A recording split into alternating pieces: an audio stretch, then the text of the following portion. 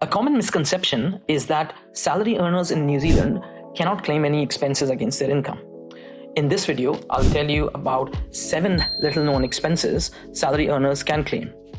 I'll also show you how to easily find out if these apply to you without wasting hours and money trying to figure this out on your own. Plus, I'll show you how to claim these expenses in your tax return. Sounds good? Why wait then? Let's dive in and claim a tax refund. Stick around until the end for a bonus feel-good fact, which I'm sure you'll love. Before I start, here's a quick overview of how this works. Salary earners pay taxes on their gross income. By the end of the tax year, most salary earners have already paid these taxes. You'll notice that the amount deposited into your bank account is less than your gross salary because taxes are deducted at source. Claiming expenses reduces your taxable income, which means you pay less tax. Since you've already paid taxes on your gross income, this can lead to a potential tax refund. This video is focused on expenses salary earners can claim, not businesses. If you're a business owner, you can watch my other videos on my YouTube channel. Not only are there a ton of expenses you can claim for businesses, but unlike salary earners who pay taxes on their gross income, businesses pay income taxes on the net income after expenses. The misconception that salary earners cannot claim any expenses arise because many think that since they are not a business, therefore they cannot claim any expenses. Let's explore 7 non-business expenses salary earners can claim, even if you're not in business and only earn income that's already taxed. First up, insurance premiums for income protection. You can claim the cost of income protection insurance if the insurance payout would be taxable. This is also known as loss of earnings insurance.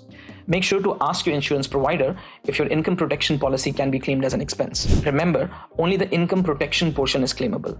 Please be aware of the differences and any overlap with the mandatory ACC you already pay for. It's easy to get confused about what ACC covers and whether income protection insurance overlaps. Each provides different benefits, even if they seem similar. Second, commissions paid on investment income earnings. These generally refer to fees paid to brokers or financial advisors for managing investments that generate income, such as interest or dividends. These commissions can be claimed as an expense as they are directly related to earning taxable investment income. You can claim any commission charged on your income from investment income, except bank fees. Only commissions directly related to earning investment income are deductible. Note that banks normally do not charge commissions on deposits or investments held with them. Instead, they may charge account maintenance or transaction fees. These are not claimable as they are not directly related to earning investment income. Third, interest paid to the IRD. The current IRD interest rate is an eye-watering, staggering close to 11%. So it's best to claim these. 2 very common scenarios where you might end up paying interest are interest charged on overdue taxes. Yes, even if you have an existing installment plan in place with the IRD, you do still get charged interest. Another example is overpayments related to working for families tax credits. This is common when people choose to receive weekly or fortnightly payments from the IRD, but end up with a tax bill at the end of the year due to higher actual household income. By the way, there's an easy fix for this. If you can, select the option to receive a lump sum payment at the end of the year from the IRD. Ensure you're claiming only the interest portion and not any penalties or late fees, as these are not claimable. Fourth, interest paid on money borrowed to invest.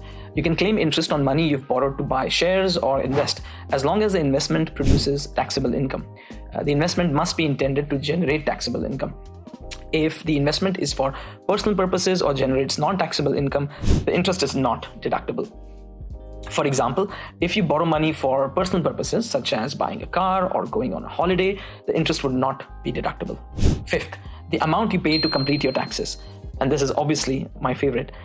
You can claim the cost for someone to complete and file your income tax return or assessment. This normally includes amounts you paid to an accountant or a tax agent. Note that only fees for preparing and filing your tax return are claimable and not fees for other financial advice or services. Sixth, donation tax credits. This one's not an expense technically, but a tax credit. You can claim 33.33 cents cash back for every dollar you donated to approved charities and organizations, such as public schools. Now, for various reasons, this is often not claimed. A few blockers from experience that I've seen is that I don't claim because it's against the spirit of donating or charitable giving, or I feel the process is complicated, or the amount I've donated is too small. Look, now the good news is that the process has become much easier over the last few years as it's online instead of the paper submissions you previously had to do. Also, the IRD allows claims for the last 4 years. So it's okay if you've missed out on this in the past. Most importantly, claiming donation tax credits actually increases your giving capacity, allowing you to further support the causes you care about. For example, even if you don't want to keep this money, you can simply claim it and then give it back to the same charitable cause you initially donated it to. It's a win-win situation. You can only claim on donations that added up to the same amount or less than your taxable income for the tax year. Check that the organization is an approved donee organization and you have a valid donation receipt. Donations to individuals or non-approved entities are not eligible for tax credits. Seventh, this one's also a tax credit and it's called independent earner tax credits. If you're a New Zealand tax resident earning between $24,000 and $48,000 in a tax year, you might qualify for this. Recent changes from the 2024 budget announcement have now actually increased the threshold from $48,000 to an upper limit of $70,000, effective 31st July 2024. This credit is generally automatically applied, so you don't have to do anything about it in most cases. Your income needs to be within the specified range to qualify.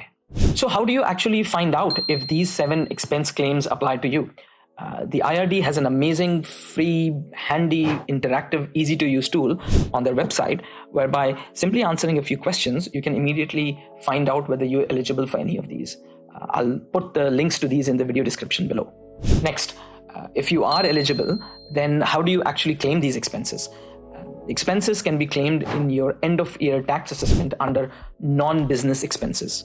If you receive an automatic income tax assessment, which might be the case for the vast majority of salary earners, you can manually add these expenses in My IR. Remember, you may be asked to provide proof, for example, invoices from your accountant or a receipt for income protection insurance. I'll put a link down below for detailed instructions on how to go about doing this.